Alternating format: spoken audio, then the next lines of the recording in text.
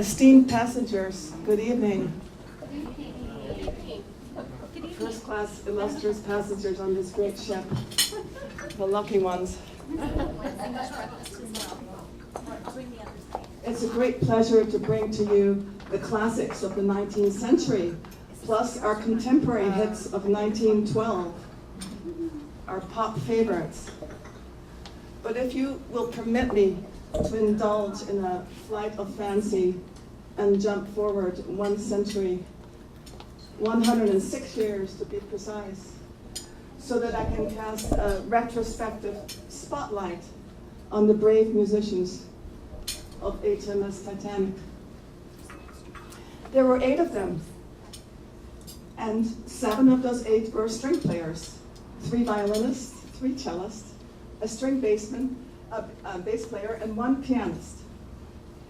And together they formed 2 groups on the Titanic, quintet that played outside the dining room and after dinner. It played for church occasions, teas, special celebrations. And then there was the trio, which was a classic piano trio, cello, violin, and piano. And the trio played outside the 2 separate restaurants that were called à la carte and Le Parisien. And just like we have on today's cruise ships, those special restaurants always cost extra, and if you don't want to dine in the dining room, you can dine there, you could get anything you want. So the trio played solely outside those 2 restaurants. And who were these young men? They ranged in age from 20 to 33. The band leader was 33. His name was Wallace Hartley, and I'll talk more about him later. These were talented young men. All had had excellent musical education, some formal education at the best conservatories, some less formal but still excellent musicians. The band leader was the son of a Methodist choir master, and he was quite a special leader, as now we know. The youngest of them all was a French cellist, and 5 of them were from England. There was 1 from Scotland, a popular one with the ladies, 21 years old, violinist, already a veteran of 5 cruise ships. These were men not only talented but gracious, because you had to have a good temperament, especially to play for first class passengers, such as yourselves. And they played for second class too, but I think the first class passengers sometimes would fancy themselves as critics, and the musicians would have to be able to take that. But yet the music was extremely important, because unlike in today's cruise ships, there weren't huge cabaret entertainments. There was a library and excellent food and a place to work out, perhaps, and the music. The music was always there as a background. So in that way, the music was very important. And these young men were hopeful young men. 2 of them were planning to get married. The band leader was hoping to move to the United States. He had liked his life at sea very much, but he was very much in love as well. The young violinist from Scotland was also going to get married. In fact, his sweetheart at home, he found out right before he left that she was expecting a baby. So he was planning to get married as well. The bass player, interestingly enough, just planned to, he saw it more as a one-time thing. He needed to get to New York to settle his father's estate. So he thought, this is a good way to do it. But all in all, this was a very prestigious job for these musicians.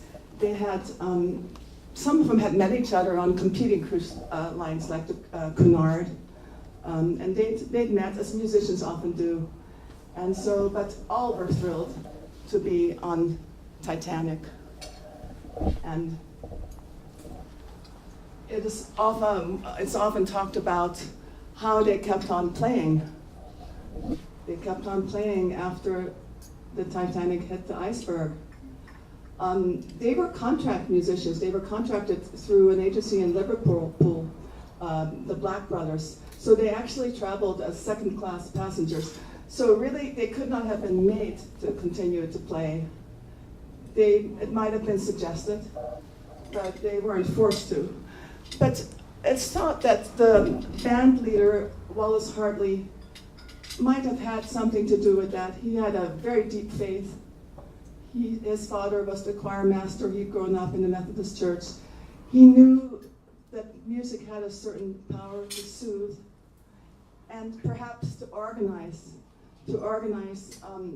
people so that they could be, those that were lucky, could be put in these lifeboats. And so he continued playing. It is told that someone remembered a conversation he had with a friend before he departed, and the friend said, "Wallace, man, what would you do if this ship went down or something? You know, then what?" And to which he said, "I could think of nothing better to do in that case than to play Nearer My God to Thee." And that is indeed what they played, and that is remembered. Now, besides that beautiful hymn, what else did these musicians play? Well, that's been a very interesting study for us. The White Star Line, which included the Olympic and the Britannic, had a songbook with hundreds of songs on it. They included classics, excerpts from classic overtures, opera, Puccini, Gilbert and Sullivan, which we played some of tonight. And they had a lot of waltzes, cakewalks and marches, and incidental pieces. Some of these incidental pieces I came across in my violin studies as a teenager, the standard 19th century repertory. These were very, usually small and light pieces, not necessarily easy, but not like symphonic. Mozart was noticeably absent from the White Star list. But one fascinating thing about the White Star list is the number of selections that are almost impossible to find anymore, either in piano score or anything else. That's been very interesting. Not all of them. Some of the pop hits we still know, such as Let Me Call You Sweetheart, the band played on. But many of them are lost to time. And that's what happens. You don't know it until you start wanting to look for these pieces. And so many of them are lost to time. And even those that aren't lost to time, probably you don't listen to them every day.